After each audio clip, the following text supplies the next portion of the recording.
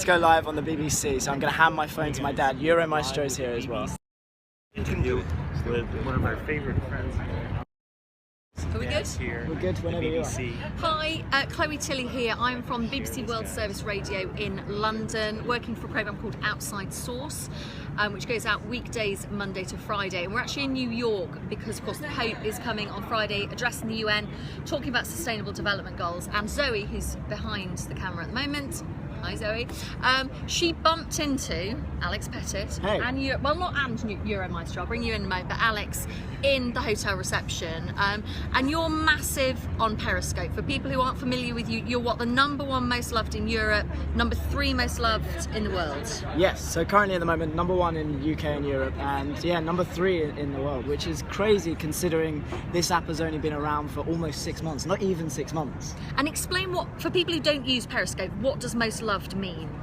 At the moment, it's based on what Periscope call hearts, which is basically throughout a broadcast, people can show their love for you by tapping on their screen. So think of it like a Facebook like, but people can give more than one.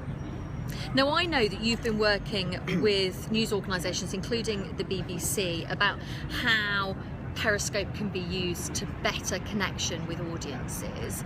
What do you think are the good bits that are used at the moment on Periscope and where broadcasters get it wrong? I think the #1 thing where broadcasters get it wrong is interaction. A lot of broadcasters right now are seeing Periscope as just another broadcast tool, yeah. But it's not. It's all about interaction, and it's not it's not like it's not one way. It is this bi-directional conversation. You're broadcasting, but you're also getting live interaction back. There's people saying, "Hey, look left, look right," and you wanna be able to, I say, let your viewers control your show as well, and let them contribute in a way that actually no broadcast medium has ever allowed for before. I guess the problem with that, and I was having this conversation with your dad before we started this interview, who's also sitting here with us. Whenever I Periscope anything for work, the level of either abuse, sexual abuse, or just sexually inappropriate comments are sky high. I'm not going to interact with people when they're behaving like that, and it becomes a real obstacle. Yet when men present the same show with the same kind of content, it's nothing like. Yeah. That's a massive obstacle. I think there's a stat going around on Periscope at the moment that women who scope are 25 or get 25 times more abuse than men, which is a ridiculous number. But it's really hard. You know, when these comments coming in, which is either sexual abuse or just downright wrong.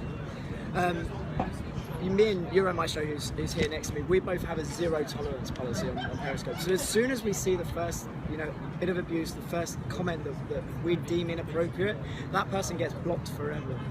And people in the scope that then might be thinking about putting a sexual abusive comment see that straight away because they get notified that person's been blocked, and they often think, I'll just either go and troll someone else, or maybe this isn't the guy or the female male to mess around with, basically.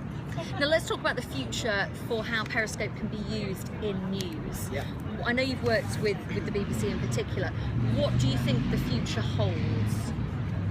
It's really interesting. I said today in my keynote that traditional news broadcasters can no longer break news. They can only comment on it, because with the speed of things like Twitter and Periscope, it's the you and me's, it's the people that are on scene that pull out our phones and can go live and garner a global audience at the push of a button that then break the news. And actually now it's the broadcasters that are having to find new ways to collect this user-generated content and actually get it into their news broadcasts on TV as quick as possible. And so what we're seeing with the BBC and other news broadcasters is using Periscope streams and getting those on the web, getting those onto TV as quickly as possible, and having it as another source of breaking news. It's worth saying, let's look at your t-shirt. You're here for the Periscope Summit, Community Summit right now.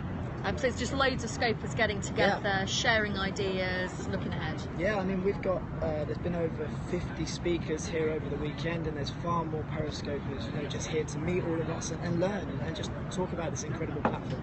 I want to bring in Euromaestro, yes, who is a top scoper, as you're known. Yes.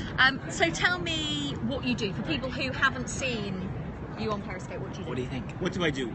I walk around wonderful places, and I do a live broadcast of them. I try to show what I see and explain a little bit of the history and culture of what it is.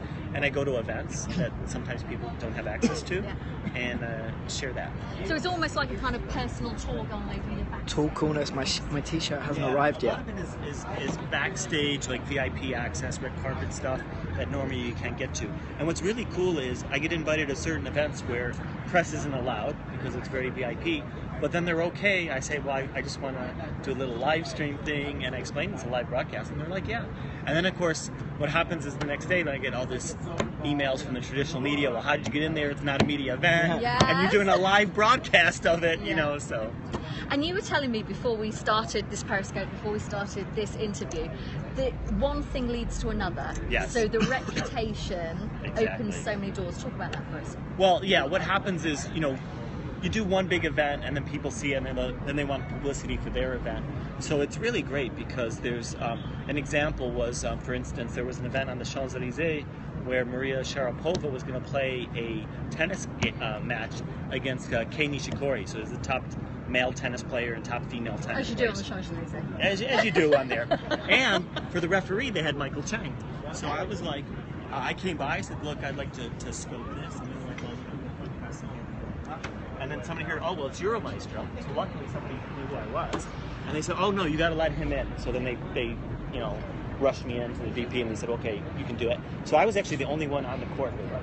So just me, Maria, and Kei Nishikori, and Michael Chang. Do you make money out of it? That wasn't for money. I mean, that was just sort of... But generally, through all of your Periscoping, if you're so popular, and but surely that's the bottom line, isn't it? This must take up a huge amount of your time, and you're traveling. Yes, it does take up a lot of time. Most of the stuff I'm not really paid for per se, but you do get a lot of perks. So recently, an example of that was I was just invited to Dubai, and they had seen some of the scopes I had done in Paris, and they said, well, you know, we'd like you to showcase our city and show all the beautiful things we have. So I got a chance to go there, and they were kind enough to let me invite several people. So I invited Periscopers from all over the world. So I invited one from Australia, two from Los Angeles, and two from Las Vegas, and we all descended on the city, and it was amazing. And the most amazing thing, after the week was over, they told us that it was actually their most successful campaign they ever had. Power of Periscope. Well, if we're talking about the power of Periscope, and Alex, I want your thoughts on this as well. Some people would say we get these kind of technological evolutions all of the time. Some stay, some go. Is Periscope a flash in the pan, or is it going to last? Is Periscope a fad? Is that the question? No, it's here to stay, and a lot of people, you know, I know a lot of people that in the early days of Twitter said, "Oh, Twitter's just a fad. Why do I want to know that someone's just put some toast in, some bread in the toaster, or you know, why do I want to know the microwave's on for 2 minutes?" But actually, you know, it's grown, and I think we're going to see the same with Periscope. People are using it for amazing things right now, but it's just going to grow. It's going to get more, you know, there's going to be higher production values. People are going to be more experimental with it, and I think we're just going to start seeing, especially with broadcasters, we're going to see Periscope, like broadcasters like the BBC, like other channels, building Periscope-only content and being really creative with that and engaging an audience like they've never been able to before. I think what you have to understand, there's a qualitative difference. So this is a complete game changer, because not only are we broadcasting live, but because of the comments, we get the interaction. Someone's in fact there saying, yes, Periscope is permanent. Exactly. Yeah. So that's what happens. So like normally I would be holding this and I would be reading the comments and interacting. Exactly. And because of that, they'll tell me like, hey, zoom in on that person, go to the left. You know, ask specific questions, like, you know, or disagree with you. It creates communities. So it creates communities, and it creates engagement, and you learn so much from them. Lots of times they'll have information that I don't have, and they'll be like, you know, there's like, you know, a fire right around the corner, go film that or whatever, you know. So they have information. Like a great example of this, you arrived in New York. You didn't have a lift, and one of your, you know... Yeah, exactly. So I arrived in New York, my flight was late, and so my ride wasn't there, and people heard about it, and they're like, oh, we're on the way. And I had somebody, you know, within like 5 minutes, so... That's amazing, amazing. Thank you ever so much for talking to us. Well, really appreciate it. And I know that our listeners on Outside the Source, when this is going to be broadcast tomorrow on our radio programme, awesome. They will absolutely love it. So thanks for your time. Thank you very much. Thank you. I'll give you your phone back. All right, thank you. Oh, sorry. It's in the wrong direction. Oh, thank you. We tried. So that was the BBC interview. I just revealed Euro's face to everyone and I completely forgot about it. I know, Alex. Oh my God. What did he forget about? I'm so sorry. I already did it today several times.